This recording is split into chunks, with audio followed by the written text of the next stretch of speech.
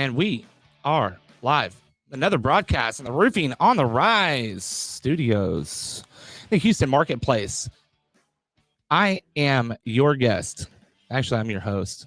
Anyway, I was trying to do a big build up, but it didn't work. Anyway, Roofing Supply Incorporated is our biggest sponsor and has put us up in this amazing studio. If you're looking for shingles in the Houston marketplace, or actually in Texas, you just holler at me. I got you. We are also sponsored by West Group Public Adjusters in the Houston marketplace, and actually quite a few other marketplaces as well. If you're looking for an amazing partnership for someone that'll take care of your clients, West Group Public Adjusters is the company for you. We're also sponsored by RepCard, and we will have an amazing excerpt about RepCard at the end of this broadcast. Today, and almost every single time we come online, we have an amazing, awesome guest lineup. Today, we have been blessed with two amazing guests. One, Dale Childress Jr. If you were watching at 10 a.m. Central Standard Time, we aired an entire episode that was extremely moving and touching, and it was all over the place, from mindset, sales, execution. If you're looking for a in-depth golden nugget episode, that one and this one is the one that you're going to want to pay attention to. Today we have Andrew Kloster. Is that how you pronounce your last name? That's right. That's right. I am so glad I did not brutally butcher that. Great job. Andrew, how are you doing today? Man, it's a wonderful Saturday morning. I'm blessed to be here, thankful to be here, and I'm glad I can spend a little time with you today. Man, I am absolutely honored to have you on today. Let's jump right in and get with it. This is an amazing broadcast that goes into mindset, goes into business. So let's jump into those. Let's jump into mindset. Let's jump into business. First off, first comes first. Who are you and what do you do? That is my main question, and what everyone is going to want to know. What do you do? Yeah. So, man, it's a long story to get there. We'll try to make it brief. We don't have all day. Currently, 2 years ago, I moved to a little town just outside of Fort Worth, Texas, to enter the roofing and solar space full time. Previous to that, I was in the military and actually worked in the telecommunications and security space after the military as a Department of Defense contractor, and did that for 17 years after the Army, and loved it. Thank you for your service. I appreciate that. No, it was my honor. But I love that industry, but I will just be sincerely honest. The reason that I decided to go a different route is government contracting, and even on my commercial customers, it just started not to be fun. Quality started going down as far as what customers, what they wanted to pay for the quality they expected, and trying to get paid, collect money, things like that. Just, it really became stressful and not enjoyable anymore. And I had been kind of dabbling, I guess, more of a hobbyist in, fixing flips, and had some great partners and friends of mine in Atlanta, Georgia. I was based in Kloster, Georgia, outside of Fort Benning. Convinced me to look into the roofing industry. And so that's kind of where I got my niche start in 2018, was opening a small perimeter roofing office with Todd Price and Raymond Little out of Atlanta, Georgia, out of Columbus, Georgia. And those guys got me hooked, man. That's so it all started there in 2018. Big shout out to Raymond Little. He's a big influencer in this industry and really paved the way for contracting in his area, I believe. So that's just my personal belief. I know he's made just this an enormous impact. I don't know him personally, but would love an introduction. Definitely. So, Raymond, both Todd and Ray would be great guests on the show. spectacular men. I love them both dearly. They're close friends. Todd and I go way back to 2006 to our gym days and MMA gym stuff. And Oh, nice. Raymond and I were racing mountain bikes together, and that's just kind of how. And they had started their roofing company and kind of introduced it to me, and I got into it with them and loved it, and made some life changes in 2020, and here I am in Texas, and we can talk about kind of why I moved to Texas and also about the solar aspect and what we're trying to build with that. Yeah, absolutely. So, where exactly do you live? So I'm in a little town about 25 miles northwest of Fort Worth, towards Springtown, Texas. But I work. Springtown. I went to Yes. school in Springtown. I lived in Springtown. No way. Yeah, I did. Is I there a went to Mojo? elementary school in Springtown, Texas. My first business I owned was in Weatherford, Texas. All Very right. small world. Yeah. Actually, a part of the forgot which. It's not the Challenger. It was the one after the Challenger. The space shuttle. Part of it landed on our elementary school. It was pretty interesting. So yeah, like we shut down all that stuff. Wow. Yeah, so like 9/11, I was in 6th grade or what have you in Springtown. They got a little their schooling system there is a little different, but I lived off of a back road, so I could like literally I could ride my bike all the way to school and be just fine. Springtown's one of those towns. It's like people are making a big deal out of the Jason Aldean song, like "Tried in a Small Town." Yeah, that's Springtown, buddy. Right. I remember when Cokes were 25 cents. I'd ride my bike to the gas station in Springtown and get like 3 or 4 Cokes and go back. Me and my buddies would just have a grand time. Yeah. I have a very, very fond memory of Springtown. It's grown tremendously. I'm sure Weatherford definitely has grown tremendously with the boom and people moving to Texas. Oh yeah. Springtown also will this school year will have double the students they had three years ago in the school system here, school district. Wow, it's that's incredible. Nuts. But what led me to Springtown, actually, I grew up in an extremely small town, actually not even in town, in the country, in a farming ranching valley in southeastern Montana.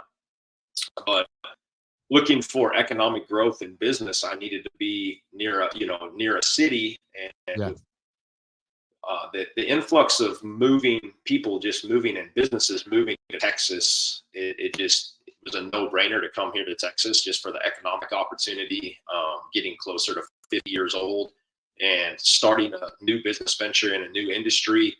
Where can I have the greatest success, and where is there the greatest opportunity and need? I mean, if you look at roofing, roofing, you're looking at Texas or Florida, right? Yeah, so, Texas or Florida. I was like, I'm sorry. I lived there, so I feel a connection to it. No, man, that's great. That's awesome. If you guys don't know Springtown, Texas, look it up. It's a very, very small town, but very, very dear to my heart. Man, it's just like you said, it's a great place, a great community. I'm big into old hot rods, Chevy hot rods particularly. I'm a Chevy guy. Every Saturday morning at 7 a.m. at the square, there's at least 20 hot rods. People get together and drink coffee and hang out, and you get to see a lot of cool stuff. Weatherford's like that too. Weatherford is blowing up now. Weatherford's getting big. Yeah, I remember eating downtown at the square. I mean, all the politicians, everyone, that's where they eat, downtown on the square. And that's like, that's kind of an iconic thing for America. That happens in most towns. There's a city square or a town square, but I've been to a lot of cities, I've been to a lot of towns, and I've been to a lot of city squares. and they're just not like Springtown and Weatherford, Texas. Like I feel like Weatherford specifically has probably the best town square ever. Like that's my opinion. Yeah. Um, It is a great town square. Also, Heritage Park in Weatherford has events almost every oh yeah, weekend, year round, and it's just beautiful, beautiful. it's a very an amazing community. And Peaster, I did a lot of campaign for when Ron Paul was going for president. So a lot of grassroots campaign there. Lived in Peaster. First business was there in those areas. Went to school in Mineral Wells. Lived in Mineral Wells.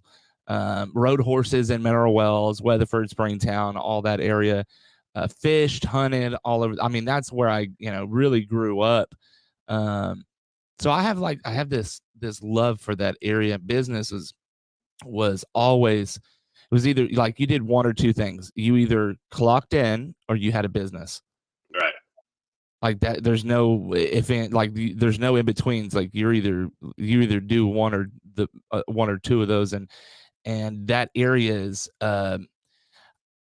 has a lot of business owners, has a lot of ranchers, Yep. and it's there's a reason for that. I feel like that area is more of like man, I'll tell you what. If I'm going to move anywhere, honey, if you're watching, it's going to be Weatherford, Texas. There you go. There you go. So let's dive deep into, your mindset. I want to go into solar as well, but, as I don't know why my phone's ringing here. That's interesting. Saturdays never rings. Never. Everyone knows I stream on Saturdays, but anyway. So I want to go deep into the mindset. I want to go deep into solar. First, I want to go into mindset. Where were you when you went to go from, say, a W-2 job, or did you always work 1099 job? I bounced back and forth, honestly. So the reason I got out of the military is because I had a daughter in 2000. My daughter was born. And after 9/11 and being deployed in 2002, my daughter, was 2 years old that year, and not seeing her very much. It really, and honestly, from my childhood and just some things that I went through as a child, I knew that I really could not be a good and active father if I didn't get out of the Army and stay in Georgia, so I could have a stable, good, healthy environment for her and have a good relationship with her. So I got out and took a W-2 job, but probably 1 year into that, I started getting involved in my first, what people call it these days, side hustle. So I've always been involved in something else, even when I had a W-2 job for all those years until I transitioned into a business owner and an entrepreneur. I was always doing something else on the side. So I think it's always been in my spirit ever since I was a little kid. I mean, I was always doing something. Starting at 5 years old, I was doing something to make a nickel. You know what I mean? Really, in those days, a nickel. I flipped hay bales in a hay field for the stacker. When a hay bale comes out of a baler, you got strings up or on its side, and the stacker can only pick it up one way. I walked up and down the fields, tipping the bales that were not sitting wrong for a nickel a bale, and had to keep my own count. At the end of the day, I probably made $2. Dang. So since day one. Hay bales. Hay bales. For those of you that don't know, it's not easy. And now it looks super easy.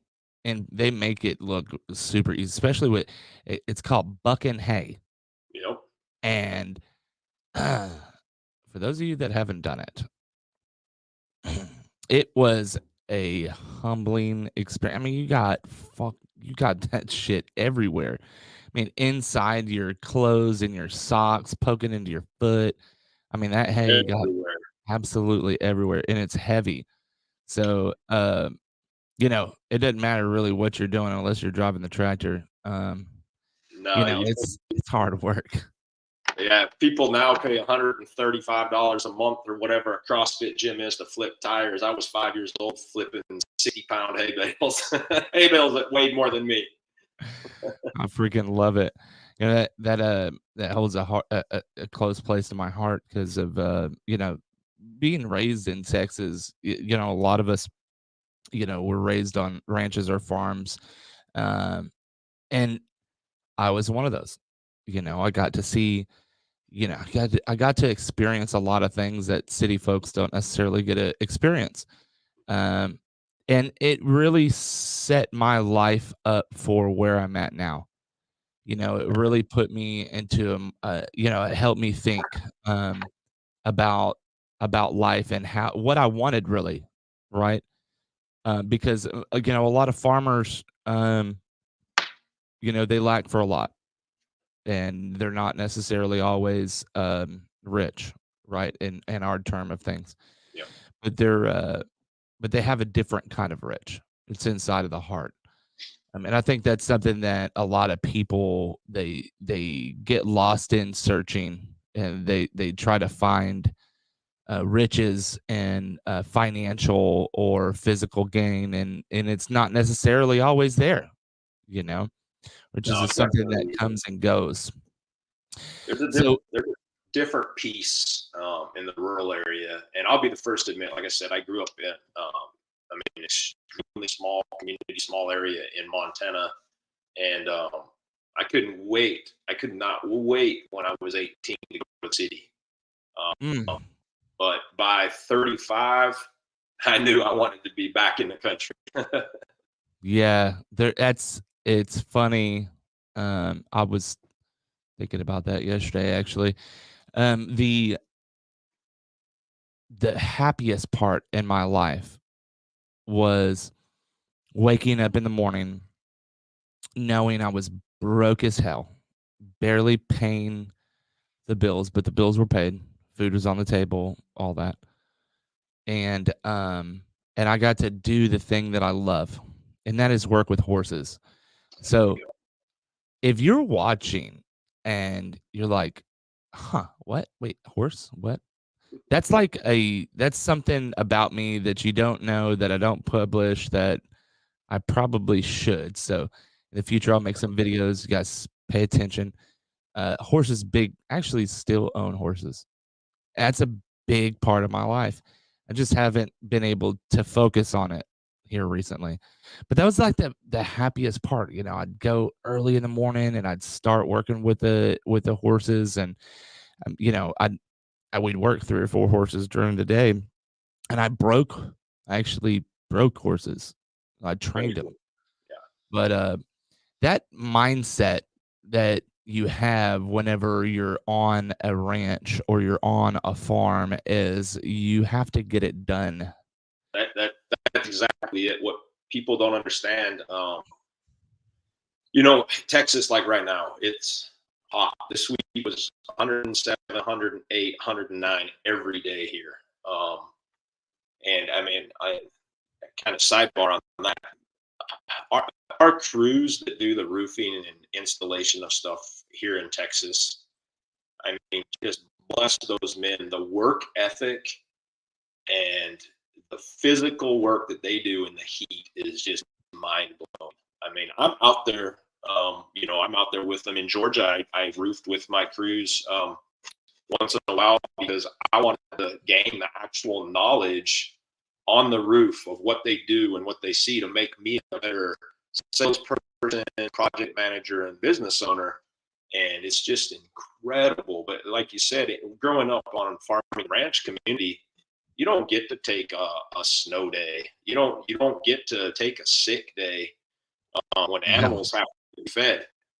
Um, Or you can if they're you can Google you colic. can Google the temperature in Bighorn County, Montana in winter, and it hits nearly -40 every winter at some point in time. -40. That's sun temperature. That's not wind chill or feels like. That's thermometer temperature. We still get up. We go to work, go to school. You know what I mean? You don't get a snow day, you don't get a cold day when you got to feed cattle. Yeah, that's do you think that's a motivating factor for how you live your life now? 110%. Not only that, but just a background of my parents and my grandparents and the people in the community growing up. Um, you have to work.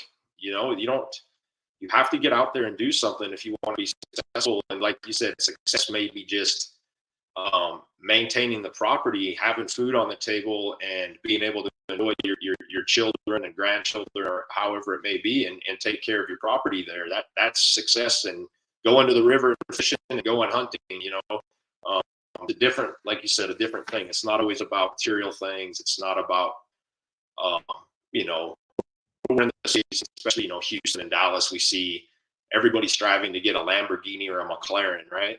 Right. Yeah. Whole different mindset on why you work and what you're working for. So that's always carried me through life. And I've always tried to be the hardest worker wherever I am. It served me in the military.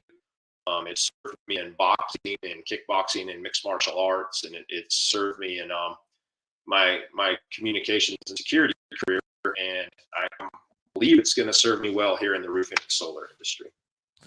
So let's get into that. Let's get into roofing and solar. When did you start into roofing and solar? 2018 in Georgia with Todd and Ray and Perimeter Roofing, and then I got into the solar last year, moving out here. Now I can't say I got into it as a career. I actually stood up physically, was the worker and installer. My first solar project in 2016 in South Georgia on a farm. But as a profession, selling solar systems and advising people and doing energy audits, 2021.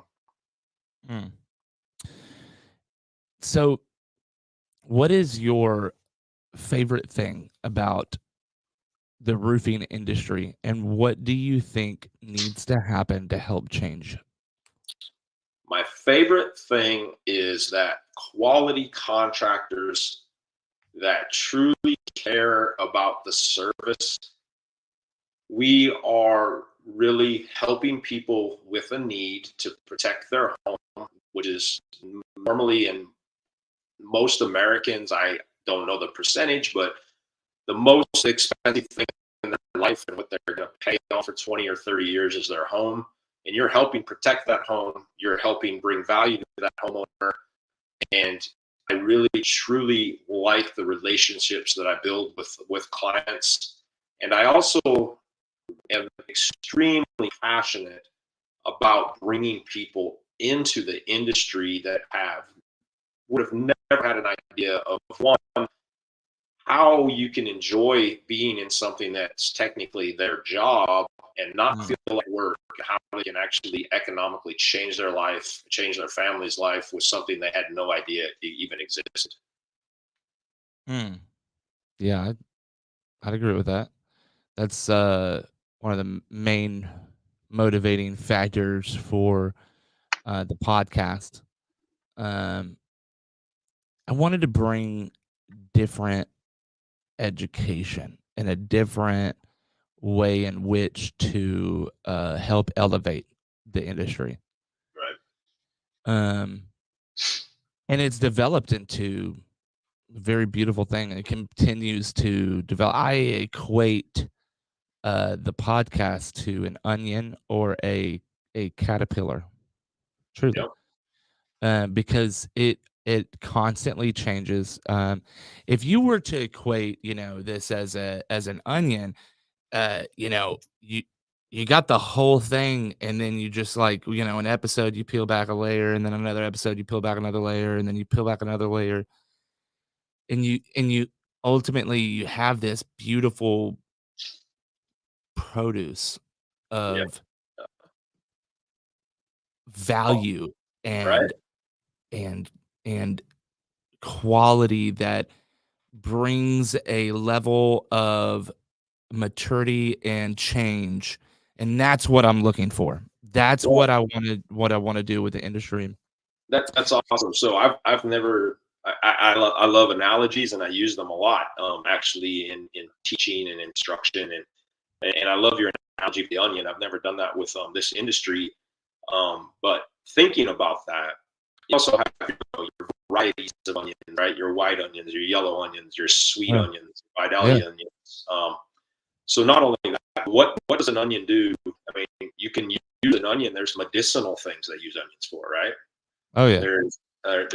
In cooking, onion may be the primary taste in, say, you're making a cucumber salad and you're using the raw onions with the vinegar, but you also use onions in cooking to bring out the flavors of the other ingredients. So it's the same way in this industry. So that's a great analogy. You using your podcast to generate the layers of education and the differences. But yeah, this industry is incredible because there are multiple facets. I mean, my primary focus is on residential, but I do work in the commercial space at times. So it's just like the onion. There's a different use. You have the commercial space, you have the residential space, you have new construction. So many other construction methods coming out now. When you get into structured insulated panels, concrete insulated panels, the 3D printing of homes versus traditional stick built homes. So in the different roofing types that go on there, it's an amazing industry, an amazing opportunity for somebody to get into this industry. It's incredible. And then you're adding the solar onto there. We have manufacturers coming out with solar shingles, with solar systems that are roof mounted, and how they integrate into these homes. So, huge recall right now with solar shingles. Well, I wasn't going to go on any negative route and beat anybody up. I personally have worked with it a little bit, pressed it a little bit, and I don't believe the technology and efficiency and cost and return on investment is there yet, but I do believe it will get there. I think it's the Rolls Royce. You're going to have issues. You just got to work it out type shit. And like you're literally paying for the Rolls Royce. So like I definitely wouldn't like trying to paint it in like a negative way in any way, shape, form, or fashion. You know, stick what your feeling is here. But there is an open recall for some things on the GAF-ES shingle. And if you're watching right now, or you're watching later on today or tomorrow, I will be having David Altoona come on to Roofing on the Rise very soon to discuss some of these things. So stay tuned about the GAF-ES solar shingle. That is very, very, very, very popular right now. Again, you know, it's like the Rolls Royce of solar / shingles. You know, you are paying for what it is. Yeah. And what it is a revolutionary way to bring electricity into your home. I've done a few episodes on it. I've recorded quite a bit in regards to that. So I actually think it's interesting that it's going on right now, and that we're able to watch it unfold in front of our eyes, right? It is literally, we're watching the best innovations in the roofing industry happen and unfold in front of our eyes right now. In the last 10 years, we've seen, underlayments change. We've seen pipe jacks change. We've seen shingles change. We've seen even the production of roofing materials become different, right? Like EuroShield. I don't know anything about it besides it's a rubberized product, but it has withstood hailstorms, and it can withstand quite a bit. I've watched all different kinds of demonstrations. Big shout out to Matthew Mahalad. The ice cannon at IRE 2022 is pretty awesome. But so let's dive in. So what do you like? So you're going into solar big right now, and as a roofing contractor, it's big. There's a lot of roofing contractors watching right now. What are some do's and don'ts that you would urge? So in solar, I'm very new when you look at some of the leaders in solar and the market leaders and what they're doing. So many people, because of solar sales and solar pricing the way it is, they really get distracted on the traditional sales organization, EPC relationship, and the old focus, which I see it changing, which is good, because I come from a commercial and Department of Defense background and a commercial construction background, where everything is very clear on your engineering, your design, and your pricing. There's really nothing hidden.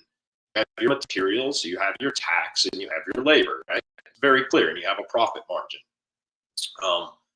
In solar, the traditional sales is you sign a contract with an EPC, and those watching that are in the roofing space that don't know that, it stands for engineering, procurement, and construction. Most solar sales organizations, they sell for that EPC and they make a commission. And the focus was always on what is my red line, not how do I sell a good quality product, give good value, and make good profit margin. It's always based on what a red line number is. So the red line is that all-in cost, but that's a contracted cost with your EPC. And you have what are called adders. Say we're doing a ground mount system. Well, then you have an adder for trenching and electrical pipe and the ground mount racking system versus a roof mount, different things like that. So it's a wild industry, and it's been very unregulated. So there's good and bad about that when there's an unregulated industry. I mean, the brand that we're launching is Independence. Some caveats in that, and I'm not going to get too political or anything in that area, but I am a military veteran. So I want to tie that in, because that is also part of my recruiting, is going after transitioning military people to introduce them into an industry they probably didn't even think about. But also energy independence, right? If you have a properly sized solar system, a battery system on your home, you can tie your solar systems to diesel generators, natural gas generators. I mean, it depends on where you live and what you're looking for. But you truly can be nearly energy independent. And we all know there's off-grid and preppers, even since this TV show came out, there's off-grid systems where people are truly energy independent on wind and solar. And it's just tremendous on the industry, the innovation. But I do want to see the industry clean itself up, because I have been to homes that should not have solar on them, or they didn't. That won't happen, by the way. What's that? Just to let you know, that's not going to happen. It's not going to clean itself up. Nothing ever cleans itself up. Okay, let me say, for instance, if my 4-year-old goes to the kitchen, and we have made a cake, and it's chocolate, and we've told little Dominic not to touch it. What's Dominic going to do? He's going to touch it all over, and it's going to be all over his face too. And he's not cleaning that shit up.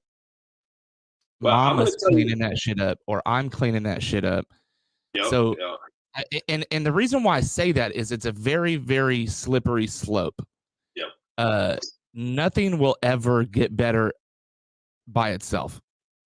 So if you're watching and you want to get better at you, and you want this industry to be better, the red card, there's going to be a link to the red card. You just click the red card, scroll down, there's 2 buttons: join HARCA, join RCAT. You can join both of them directly off of either one of those. Click that, and that's the start. That's the start of how you make things better. I'm sorry to interrupt you, but I feel real strongly about that, because it just but what you're saying there, law of entropy, literally. But that is a version of the industry cleaning itself, because you had a post with the last RCAT meeting, and I got on there, and I kind of did some back and forth with you, and I was playing devil's advocate on some things. But that is the industry cleaning itself up by collaborating and getting organized. Okay, there you go. It's not government intervention, and that's where I'm going with that. Yeah. But in the solar space, you have a lot of regulation coming in California and Nevada. And quite personally, it's not good regulation because it's the utilities using their power to control the government to kick out solar sales organizations and EPCs because the utilities are losing market share and they don't want to lose that power, that control, and that money. So energy has always been a fucking wars. Yeah, it's.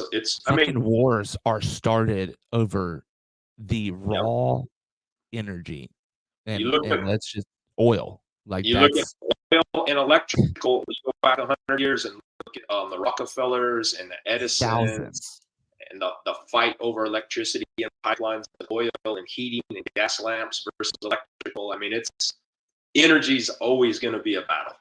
Yeah, it's been going on for thousands of years, all the way back to the Egyptians. Like, yeah, it is a reoccurring thing that happens in history.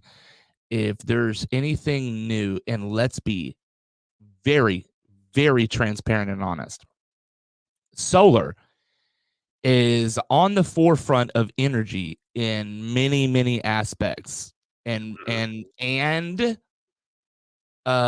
production of said energy. So nuclear fusion is something that's really big right now with energy, and hydrogen for years.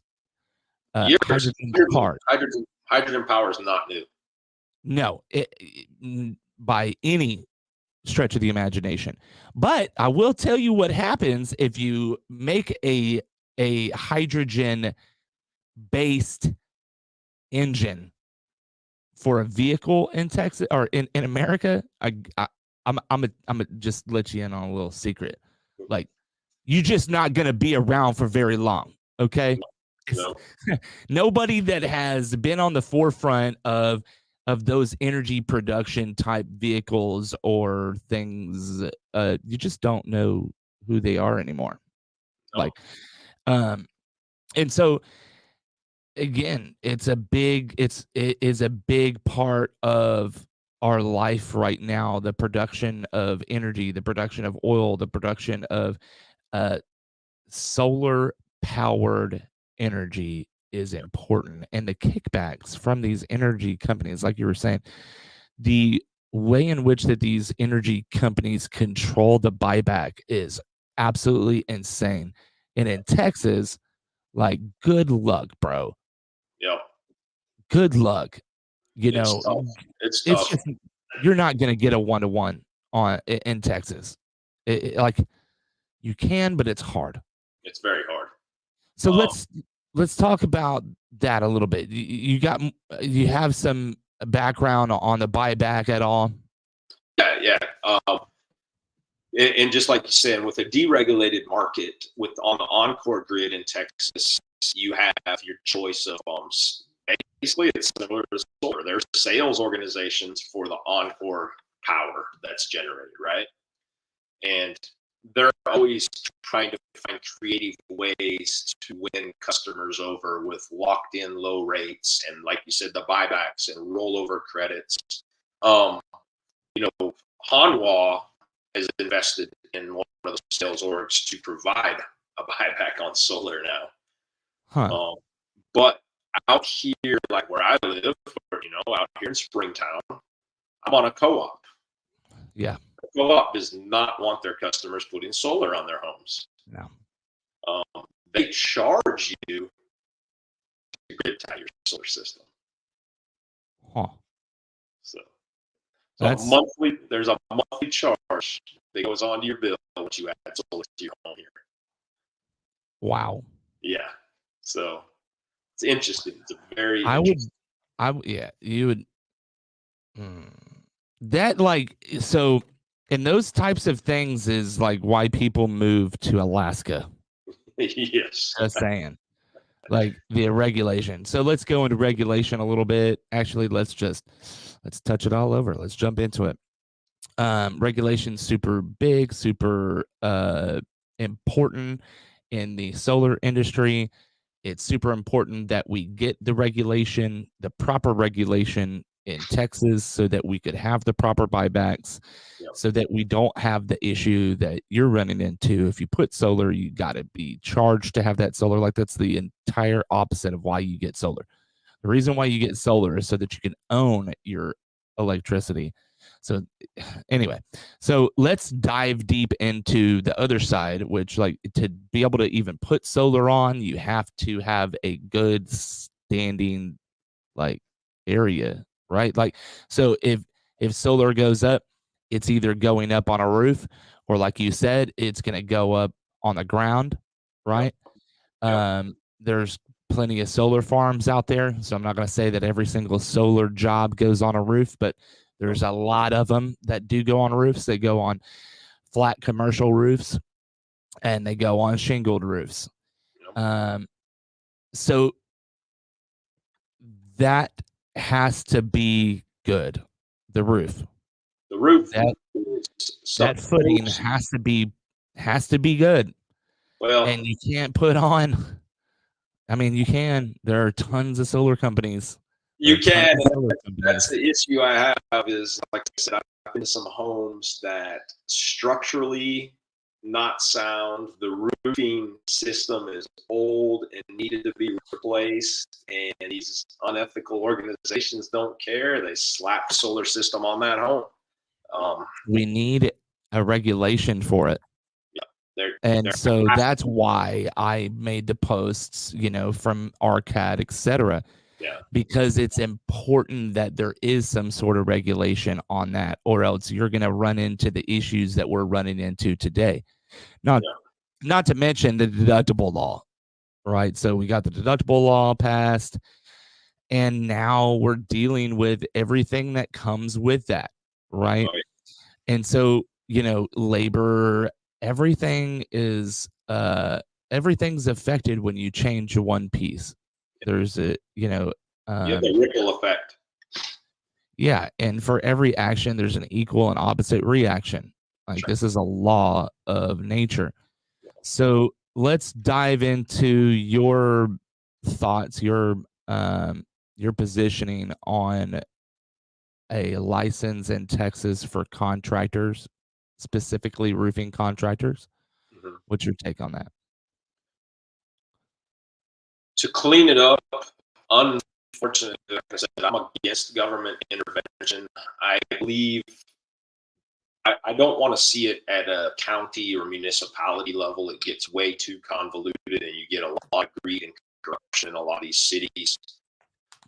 But I would like to see a state level licensing. I don't think it should be, I don't want them to get involved in the deep levels to the center of the onion, if we're talking about onions. But on the surface level, I believe that a company needs to be well funded. I think they should put up a bond, and there should be some repercussions.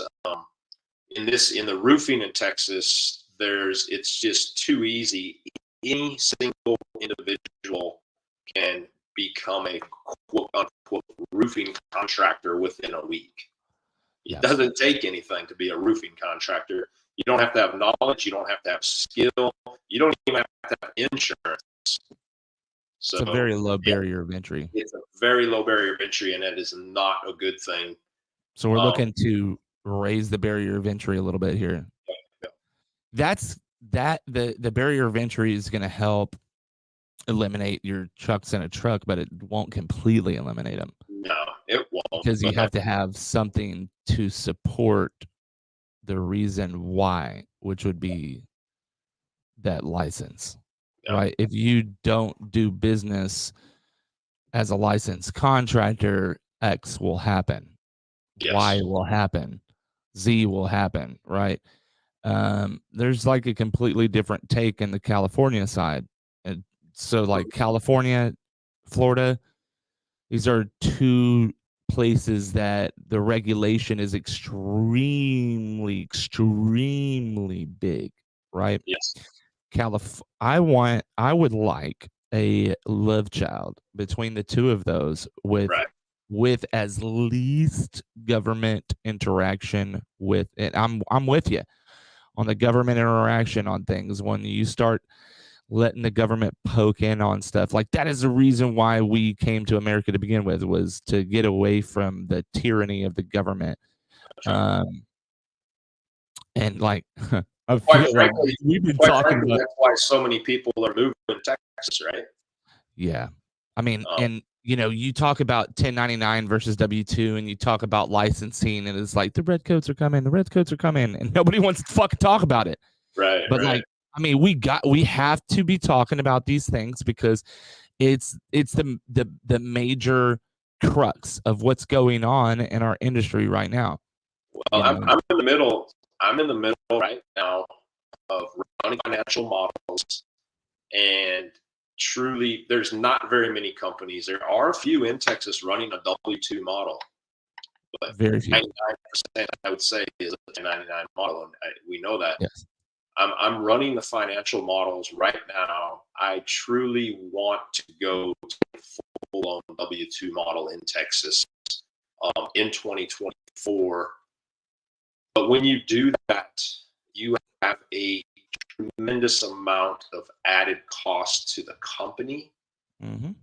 How do I absorb that as a company and pay my now W-2 employees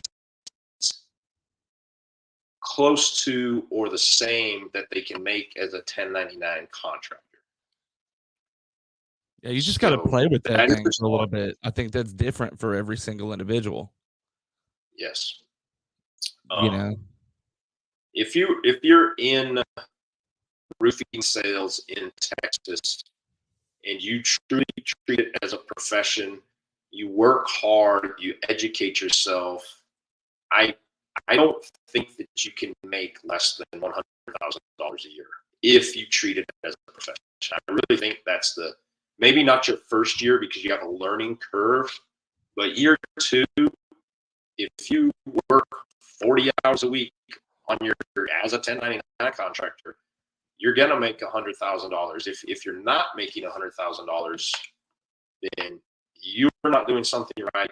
You don't have the right tools or support system from the organization you're with. There's something wrong there, because quite frankly, it is not hard. I don't know. My first year, I made $40,000, and I had everything that I needed. I just didn't understand. Your first year. Yeah, first year. First year.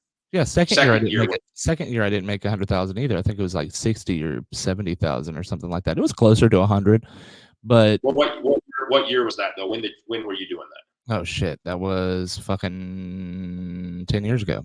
Second year was 10 years ago. I've been in this for 11 years. So well, what was your price? What was your price per square 10 years ago that you were selling? What was your insurance paying? Like 300 a square. Okay, so big difference. When I got into the industry, we were in Columbus, Georgia in 2018. So that's only 5.5, 6 years ago now. Yeah. We were getting $225 a square on roofs. Yeah, I don't know how. Yeah, and then we had I've never sold underneath 300 a square. I don't think. Like, yeah, I always had to be at least 3. Even when I had my own business, I was at like 305 or 310 or something like that, and I was putting on metal. My margins were really, really good though with that. So, but no, I vibe that for sure, 100%. But there, like you said, there's maybe something there that, well, so for me, my second year, dude, I spun my wheels so fucking hard. But there's a lot of things there. Like I didn't understand how to deal with certain people. I had to learn. So in that respect, I feel I paid that extra amount that I didn't make. Right. I paid for my education. 100%, And 100%. that's what I feel about my first year in the industry, was that I really, really paid for my education. Yes. I didn't really make a whole lot of money. It was more money than I was making before. So like I got out of the small town, Hmm. not Springtown, like Whitney. But it very, very similar, right? Lake Whitney though has a lake, and you know, it just seems like a lot of towns in Texas, uh, there's not a lot to do, Right. right? And so drugs, it's a big, big thing in a lot of towns, especially meth. Yeah. And it hit so hard, 10, 15 years ago. And that's really when my friends were and me, we're all graduating high school and stuff. And you look at the graduating class, and I graduated from homeschool, but the graduating class in the town that I lived in, if you were to go through every single one of those people, and I hung out with quite a few of them, and you see which ones are doing what. Like there's a lot of people that are dead in prison. Yeah. Their children are taken away from them. Like we're not friends, you know what I mean? Like you like if you look back to your high school career, and a lot of people that you were friends with that you're just not friends with now, right? um and Same, that same is thing. very Same same, thing very in same Montana. thing, right? Dead in prison, children taken away, remarried. And there's nothing wrong with the remarriage. I'm remarried as well. But like there has been a wreckage in their life that was associated with not doing shit. Yeah. Let me say that one more time, right? There's a wreckage left in your life for not doing jack squat. 100%. And that's like one of the big motivating factors for this podcast, is to get up off your ass and do something. Man, Right. and I appreciate you, and that's why I was really happy and honored to be here today, because that is the driving force behind why I am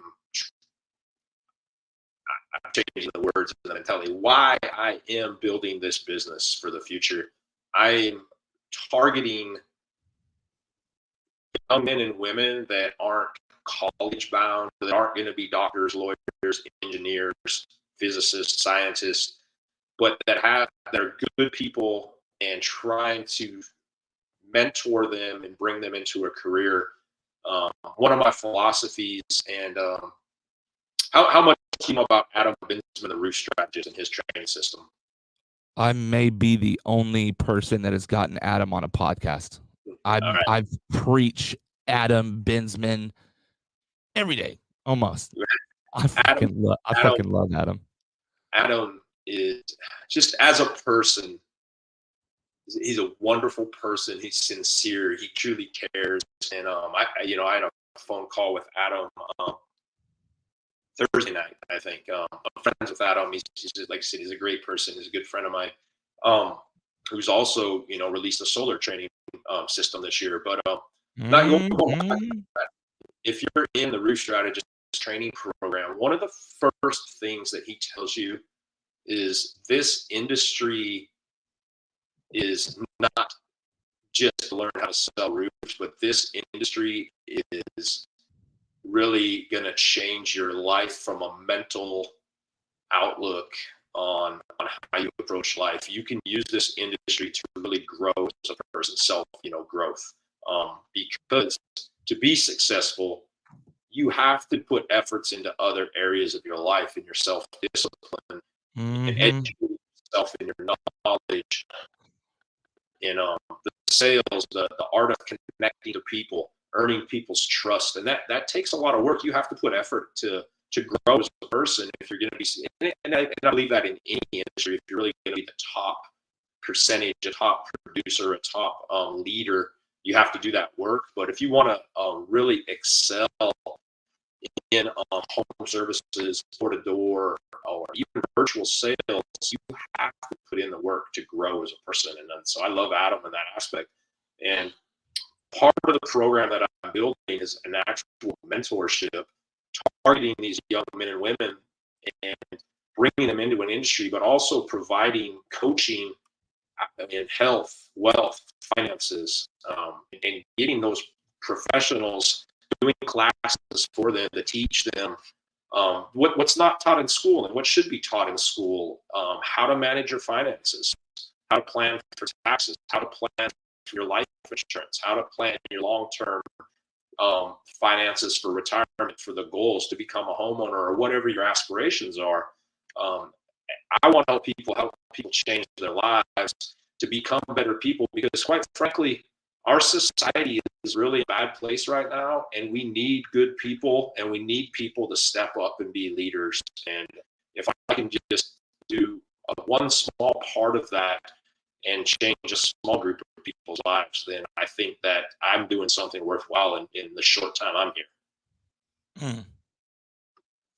I vibe with that heavily, man. I hate to do this, but what's one or two great takeaways that you would say that you would give to the audience today from today's podcast?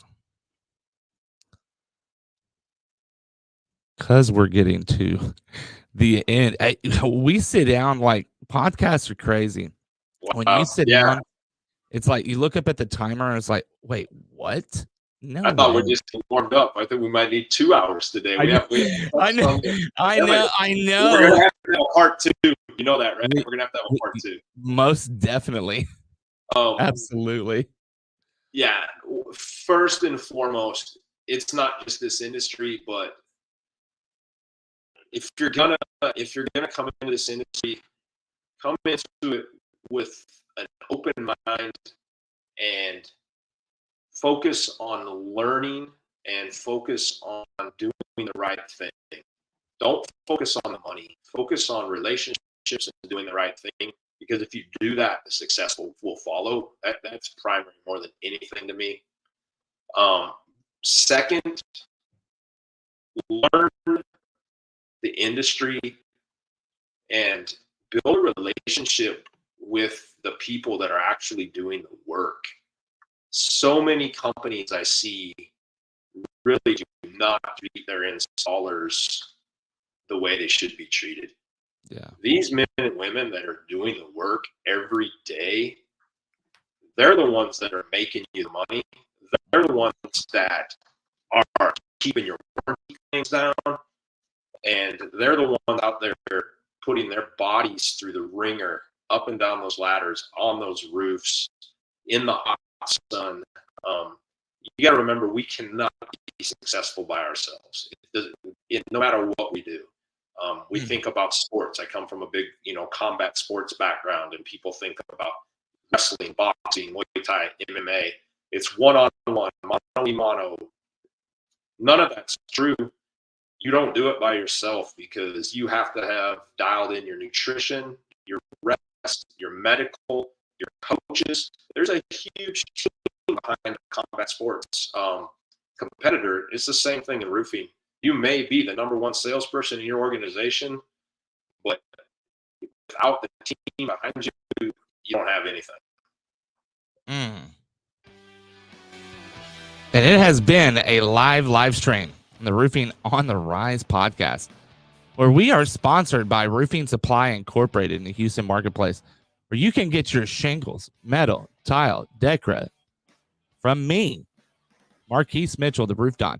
210-919-8987. Again, 210-919-8987. If you're looking for an amazing public adjuster, West Group Public Adjusting is the company for you. You can get a hold of them directly through me as well, 210-919-8987. And also, RepCard has been a proud sponsor of the Roof Don for quite some time. They provided me with an amazing digital business card that I could focus and showcase my work and my reviews. If you're looking for an amazing digital business card, RepCard is the company for you. Again, it's been a live stream. Andrew, thank you so much.